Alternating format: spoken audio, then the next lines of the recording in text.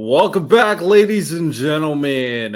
This is our first official One Piece review on the B.S.S channel. Me and Miles are so committed that we are doing a review at 1:30 in the morning EST.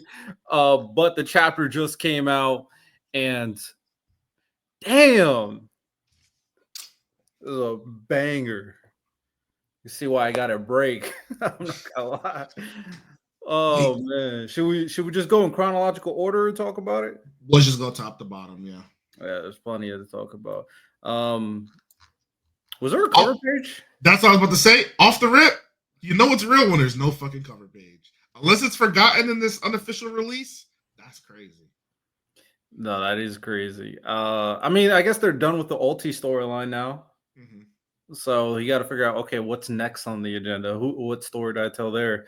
And how we talked about, I'll save that for the end. So we start out with Gabon putting in work on Summers, and them Summers stop. People talk about speed blitz. This is bad. Like he can't. He's just completely on the defense. Gabon's playing with this guy. Um, this is greater than anything I've seen for Rayleigh.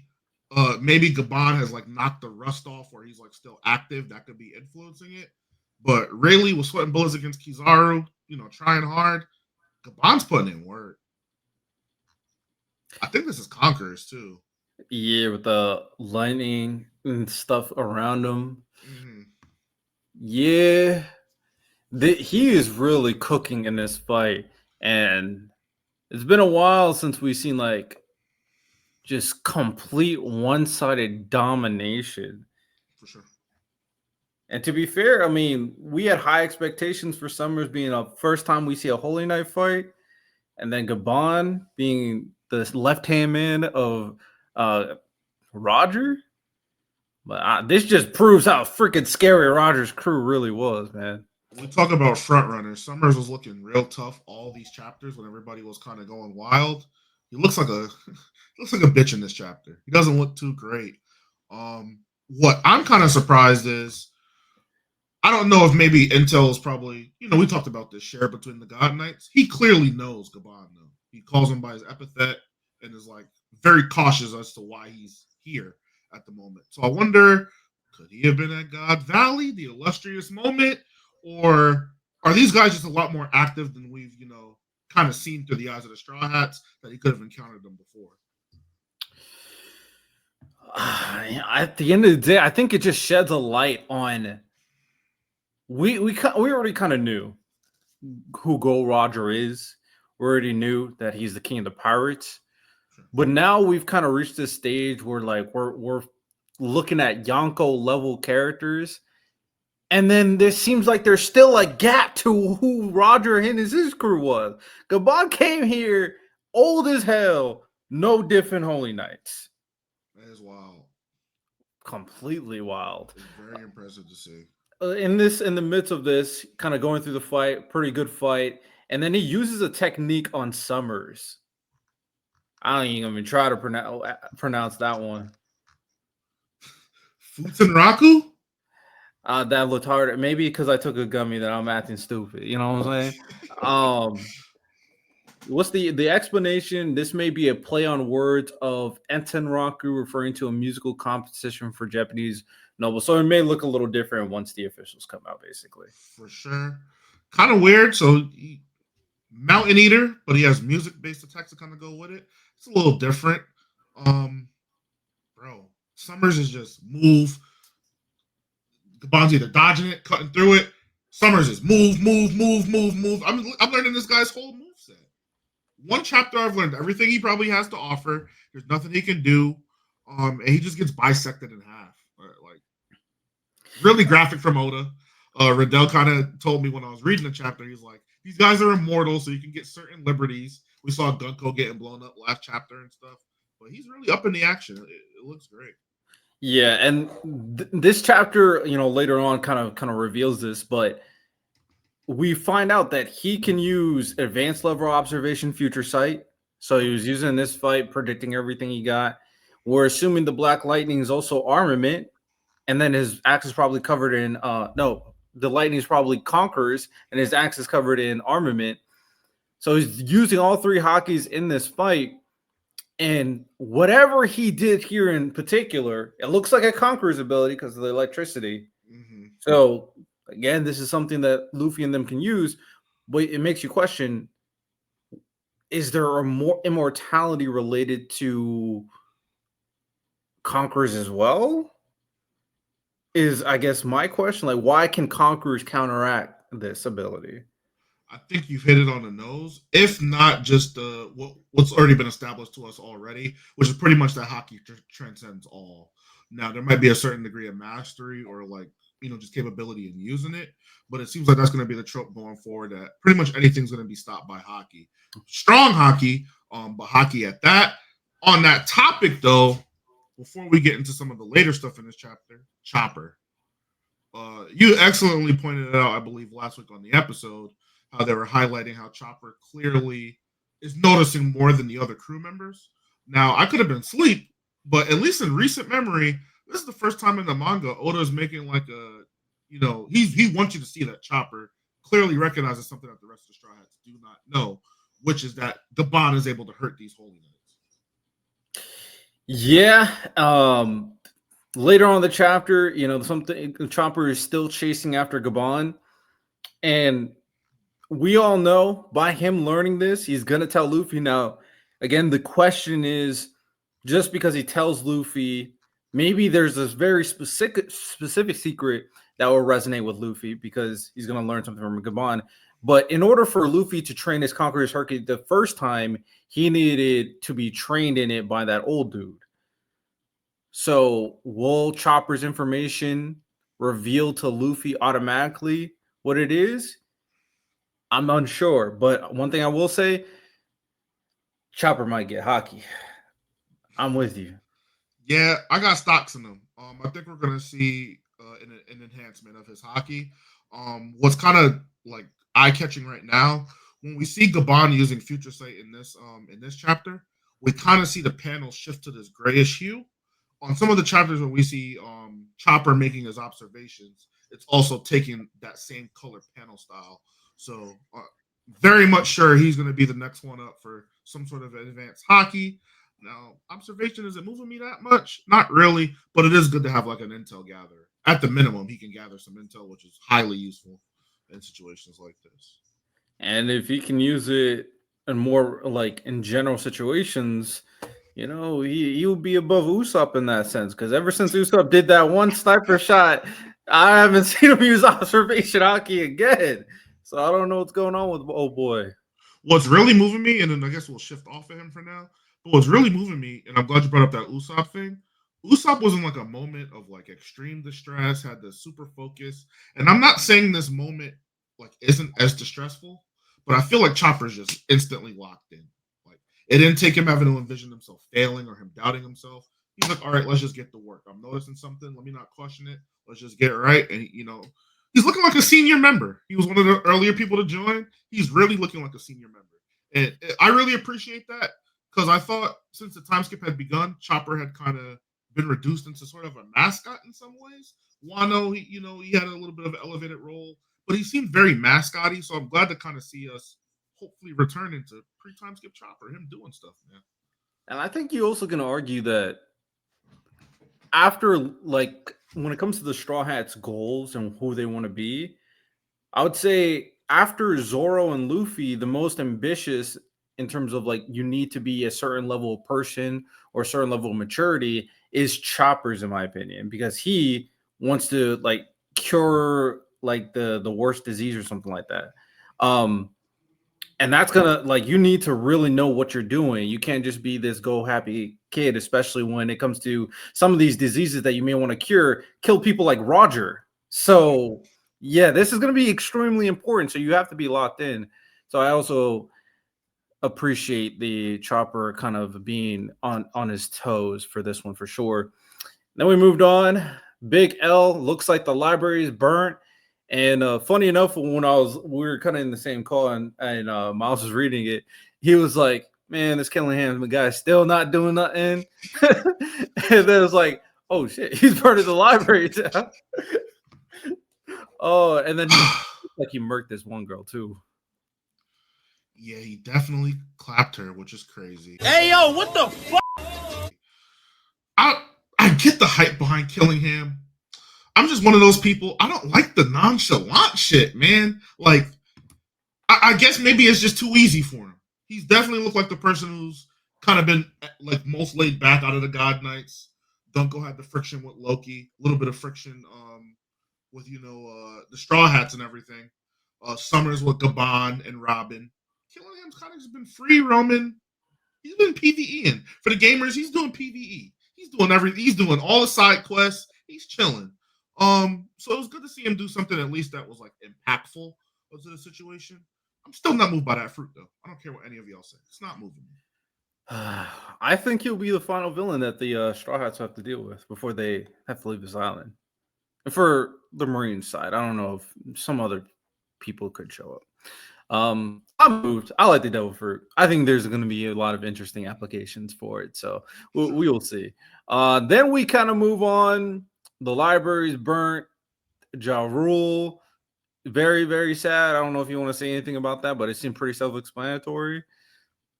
Killian basically was like, hey, I'm done. I did what I had to do. Mission complete. What are y'all doing? And it looks like the girl's cooked. It looks like everybody's cooked. And then Gabon makes an appearance again. He's fast as fuck. Is this the fastest person we've seen other than Kizaru? He's fast as fuck.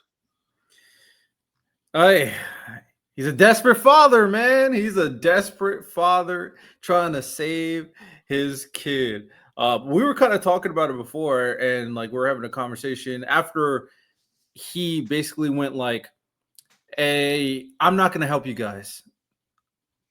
Find me when you're done. Yeah. And we thought he was going to be MIA. We thought he was going to be in the series. And now he's like extremely important in the fight right now.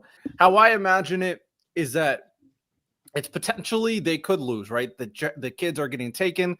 But one of those kids that potentially could be taken is Scopper's kid. I can see a situation where they're leaving and then Scopper stops them. And we kind of talk about when he could come back. And this is definitely one of those scenarios where it's like his kid's in danger. Yeah, you're here to kind of maybe help the Straw Hats go to the next level, but you got to save your kid. You can't just let them kidnap your kid. So I appreciate that for sure. For sure. Looks like he's met his match though. Gunko's is no Summers, and we just talked about his speed. These arrows let her get around fast as hell too. There's a quick little momentary race between Gabon using his feature set to realize, let me grab my son. Let me attempt to. And Gunko's like, I'm faster than you, bud. Instant hostage situation. Has him kind of hemmed up. Gabon still confident in his own abilities. I guess he's planning to outrun Gunko point blank stab. Not very intelligent for the Pirate King's right hand man. But he instantly notices it with his hockey. My son's gonna die. Gabon getting packed up. Oh man. This is interesting. I feel like I wouldn't say this is the first time. Because I feel like the first time where like an old guy after like the Whitebeard situation, I guess, would be like Garp. So Garp already took a big L. We're seeing all this older generation drop one by one. It's kind of interesting. Ultimately, Gunko didn't really win in a fair way 1v1, but she won in a smart way. It don't matter. You got to get the W. I like it too, because I feel like in other animes they make the character who wins kind of feels bad about it. They're like, look, I'm gonna take my win, obviously, but my honor, my this, my that. Gunko's like, such a weakling. Like, it really brings home the fact that these celestial dragons are different. They're not like the people on here. They don't. You should have just cut my head off. Fuck your kid. Is basically what she's saying. As for Gabon, I'm pretty confident he's going to survive because the MVP we've been talking about so far is going to go find and save him. He's literally running after him when it comes to the panel right next to him, and then they're yelling about their dad. And we know that Chopper was after him anyway because he wants to know the technique that it was used to take out or injure Summers. We don't know if he's actually dead. So Gabon will return, but now their strongest fighter, as of right now, is out of the picture, and Luffy and Zoro is bullshitting with Loki right now. PvE, they eating chicken, mashed potatoes. Everybody else is fighting for their life. Crazy. Crazy. Come on, Captain.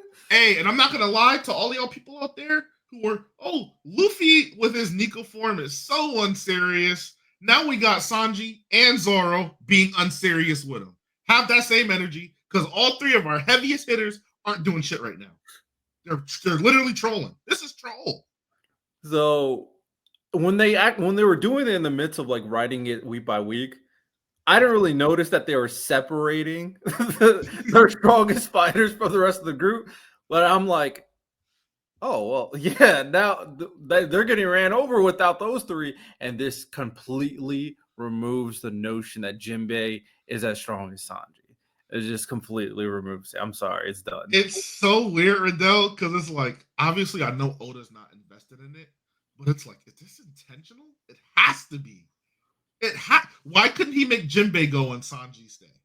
You know what I mean? Or Zoro stay and why he's showing us.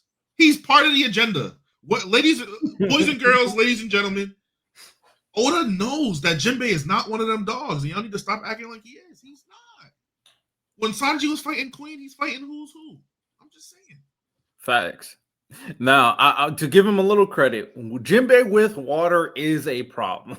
Sure. Every time he has water, it's like, yo, the power boost goes times 10. I'm like, bro, it's a crazy power boost. Jinbei with water, I'm curious. I don't even know how strong he is, because every time he has water, he no dips his opponent.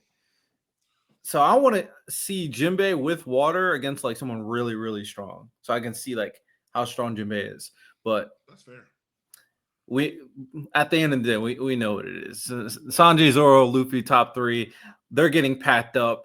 But by them getting packed up, we got a crazy moment because it allows Gunko and Brook to meet. And we got a little situation. No, a memory activates her. Someone says daddy, and then Colin. So Colin's basically yelling for his dad, and it kind of triggers her to have memories of her father. Yeah. Is Brook this girl's father? Because the memory is of Brook telling her, you know, his dream is to be a pirate. We see that he's now a pirate. And the word that triggers the dream is father. And first of all, why wouldn't Brook tell us this? Like, why am I finding out about this all these arcs later?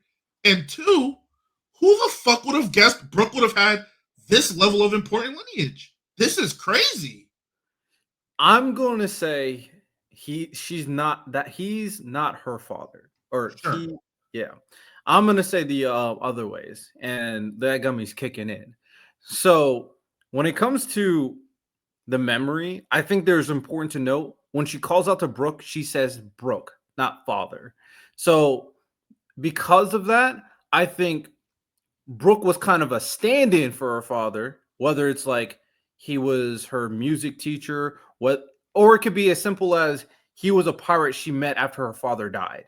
Sure. And she was inspired by Brook, who was a pirate. Sure.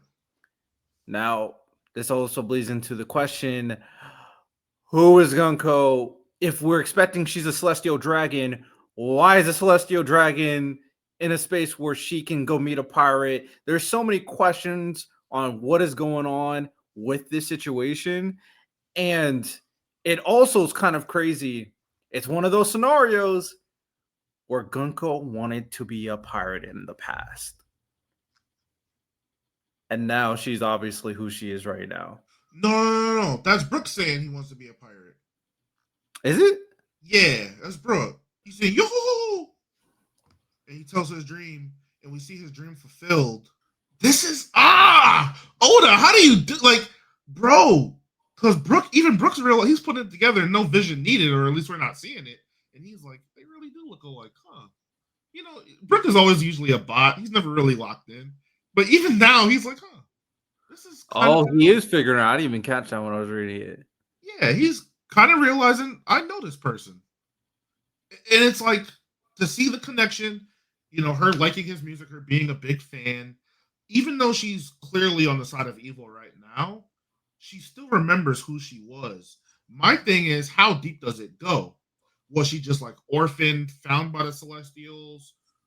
Was she kidnapped? Like, It how did they definitely, get separated?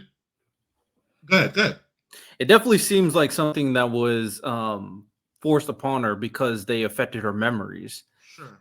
And I'm trying to rethink back to that chapter where they met the first time. I'm like, did he say something about her looking alike? He probably did, and I just didn't catch it when I was reading it.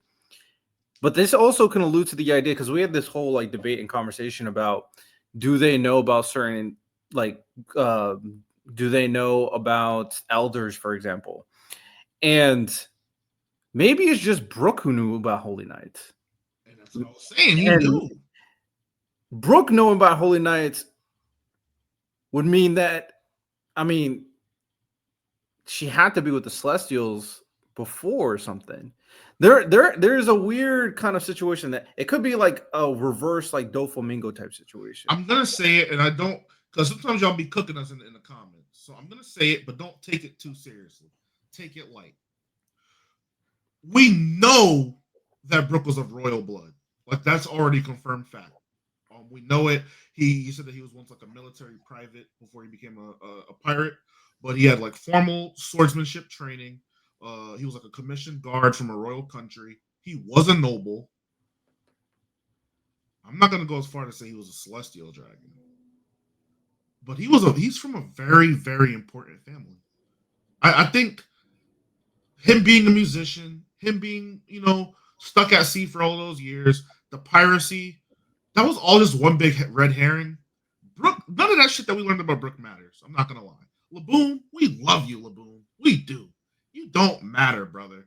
I think when we find out what's really going on between these two characters, it's gonna change the way we view a lot of the series. I genuinely think it will. Honestly, it's kind of, I'm surprised that Brook is going to be ended up like this important. And I guess like compared to all the other characters, they had like a vision or a goal. Yeah, and we got this backstory from Brook. He got the devil fruit where you can make him live. But when you really think about it, it was intentional for his backstory to and the amount of time all the way back like 500 years ago. I'm gonna cut this out. I'm getting a little high. I should not have taking a gummy. To be fair, I didn't know we were gonna do this One Piece chapter review. Sure. So basically, what I was saying, what was I saying? You're talking about, damn, I'm high. I'm high too a little bit. I can't remember what you said. I can only remember what I said. All right, I cut right here because I was high. I didn't know what I was talking about. Basically, it starts wrapping up with, okay, Gunko is starting to remember who Brook is. She's going to Brook. She's calling out to him, and then her mind gets taken over. Big Emu is here. No, And I've been on. Go ahead. Go ahead. I'm very safe. We kind of got spoiled to this because the anime gave Emu a very specific voice. Like this sounds like a female. This, in my opinion, confirms this is a female. Emu is a female, and we may be in the presence of the greatest female villain in anime history. Is it really just her choosing the female body to you, or is there like more to it? The voice and the body confirms it. I got you. And also, this is not the same full look of Gunko. She has longer hair. Does she? Yes. So this is what. Oh my god, her hair does grow. So I think this is just what Emu looks like. This is what she really looks like. I bet the color is all different and everything. I can see that. For me, that's a crazy observation. Good shit right now. But for me, I was more so invested in like the portrayal of like celestial dragons. The elders didn't move me. The Holy Knights moved me at first, and now they're not moving me. And then when we've kind of seen Emu, it's always been in this very scared, kind of reserved, kind of fashion. We saw them shaking with the Joy Boy hockey stuff in Egghead, but other than that, she's like, be cautious of Nika, be cautious of Blackbeard, be cautious of this. I'm just lamenting over my straw hat. I'm chilling in the garden. It wasn't really giving me final antagonist, big bad vibes. This double cover spread, this looks menacing. And like the tonage, the verbiage, all caps, talking in the third person. She's doing all the little aura notes. She's hitting every single aspect. She looks terrifying. She looks extremely terrifying. It's kind of crazy that we're getting this situation right now, considering Emu. I'm always questioning, like, Emu, is that going to be the last villain? Is she going to be the last villain?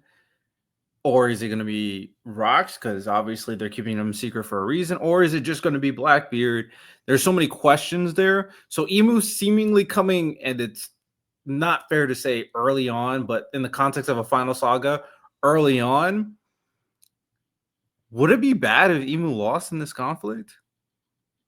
No, because you have the easy cop out of saying she's in another person's body and her full capabilities are limited.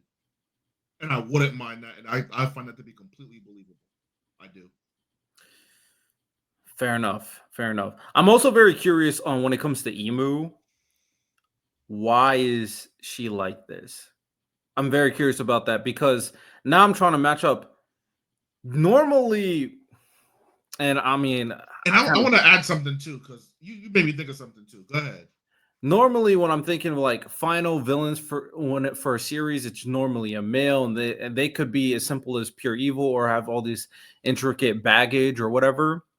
When I'm thinking of like final villain vibes, if it's a female, Oda could break the precedent of what you expect for a female villain and just make her pure evil of a god complex. Or will there be that complexity with like Emu and Joy Boy potentially being interested in one another and then it went wrong? Could it be a brother sister thing and then they diverted? I'm not sure. But I am very interested to see what makes Emu, because we got this dominating version, then we got the version that is frightened of Nika, and then we got this petty version that wants to take out Luffy, Shirihoshi, and Vivi. Like, so what's the deal here? So when I was thinking about it as you were speaking, I kind of answered my own question.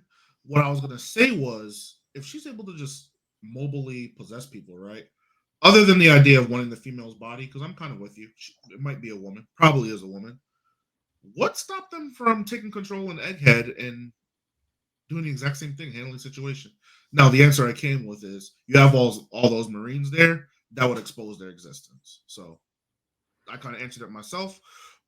Emu's a very enigmatic figure. I'm very curious. Because to me, and here's my problem with it: if you're trying to show me the dominion of God and you're praising this godship and all these things, why are you so terrified that you have to, hide yourself constantly? Why are you a secret? If you're this infallible, all-knowing, all-powerful, godly deity force, yeah, of Nika, there's something that exists to oppose you. But if you're this confident, you should be this confident kind of all the time. I'm feeling. I don't know. Still doubting her. This is why I'm so curious, like, who Emu really is, because there's so many different facets of her character that don't really add up to a specific type of person, unless it's someone who's just lying about who she is the entire time, and she's not really like this mastermind, all-powerful being, but she's faking it basically. Which could be a possibility. Probably be disappointing to me, but it's definitely a possibility. Yeah, I mean, this is very interesting. Another thing that you kind of mentioned in terms of like her going to Gunko's body, if your theory about them being related is true, then maybe she only can do it because she's related to her compared to anybody else. And if this is what Emu looks like, it would make sense that she has to be in a very specific body. Like, imagine like Summers that you morph I'll be like, wait, what? Let it. That's weird. I'm starting to believe your theory that Gunko and Emu is related. So Something just came to my mind too. It kind of looks like. So we see Gunko's having these memories of her father, Brook, whatever's going on with her. It seems like at the moment of this kind of realization, her almost kind of breaking, I don't want to call it mind control, but let's call it like her celestial frame, as you will. She's breaking her frame. It seems like it might be a failsafe, and Emu kind of just kicked in. Because when we get the text bubble here when it is kind of in their body, what's with all this commotion? Almost like he just got summoned there. Like he kind of didn't do this intentionally, doesn't really know what's happening on Elbath. Very confused. Why am I here while home is on fire? Why the fuck am I here? And maybe him kind of exerting his will is to kind of silence, whatever was able to break that failsafe that was in place. Yeah, Emu's existence is an anomaly. And what's another thing to kind of attach what you were saying? Maybe there is something with it because we know that Gunko has two different colored eyes. And in the frame when she's starting to gain her memory, they focus on one of her eyes to the point where it zooms in and her eye is changing. So there could be definitely something like with Gunko. Maybe these are two sides of her. Maybe she has two personalities, and one is the one associated with Brook, and then the one is who she is with like being the whatchamacallit. But then at the end of the day, it does raise the question: what's going on with Emu? Is Emu a real person, or is it more of like an idea? Yeah, why are they Moo here? When they refer to themselves, they call themselves Moo. Everybody else calls them Emu. I just thought of something. What's up? Okay. And I think this is empowered by the fact that I'm reading Tower of God. And one of the things that's going on that they just mentioned in Tower of God is that Jihad was corrupted by the power within him. Sure. And then became the king. What if the clan that Gunko's in is the same clan with Emu? And what if this is not Emu?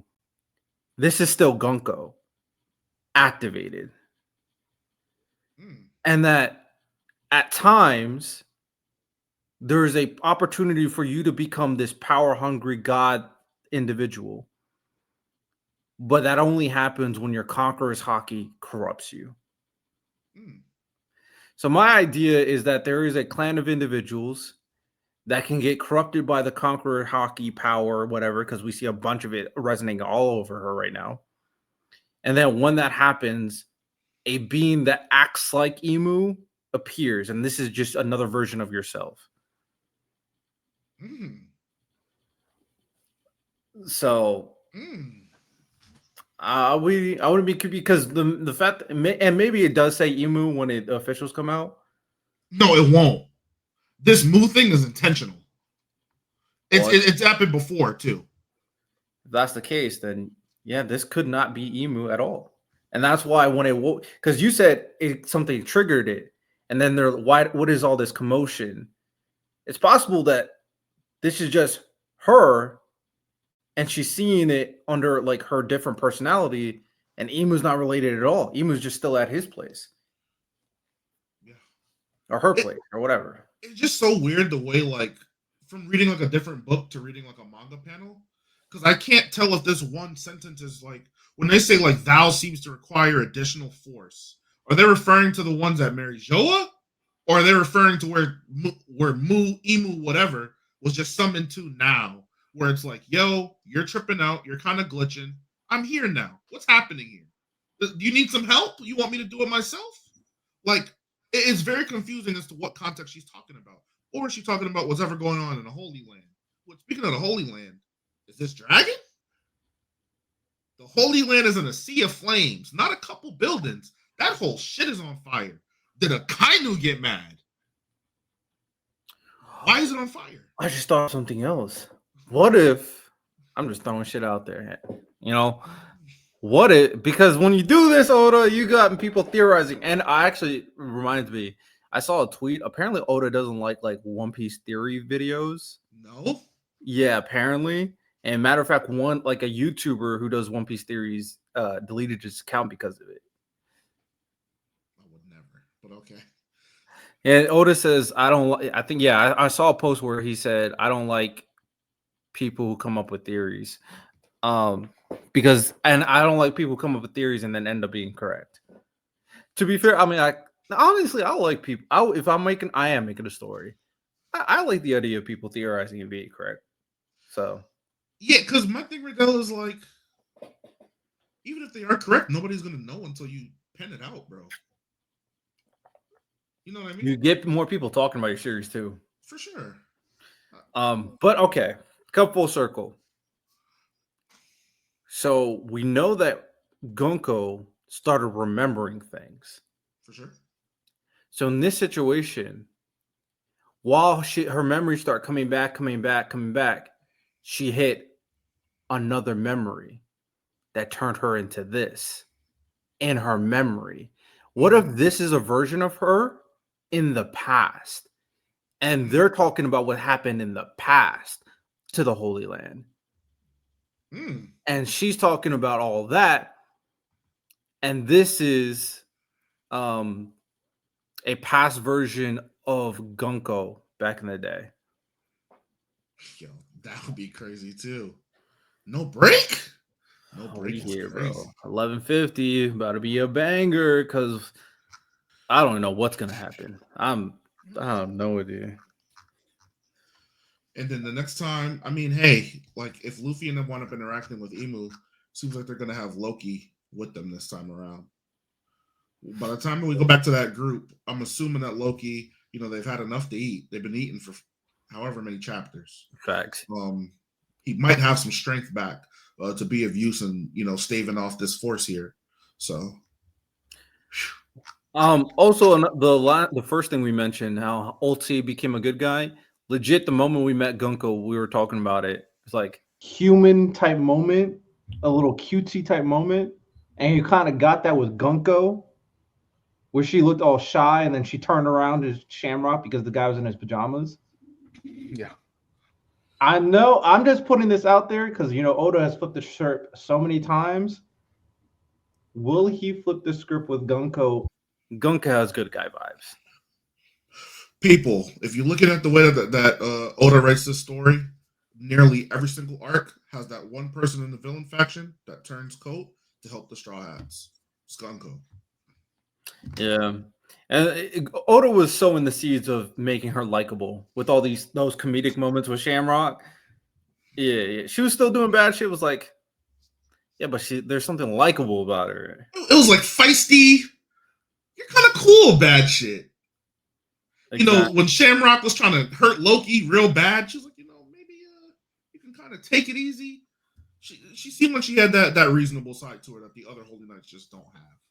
And then Gunko was doing all this terrible shit. She killed Gabon, and then you smartly all right, immediately I'm gonna make you like her even more. She knows Brook. So it's like, oh well, all that stuff for Gabon, it don't matter. We team Gunko now. And Gabon will be okay. Shout out Chopper. Crazy chapter. Anything else? I think we're good. 10 out of 10, Oda. You did your thing. This is a good chapter. Fact, straight banger, 100%. Oda, keep doing your thing. Well, appreciate you guys. Let us know what you guys think, of course. Next time won't be so high. And y'all have a good one. Take care and peace.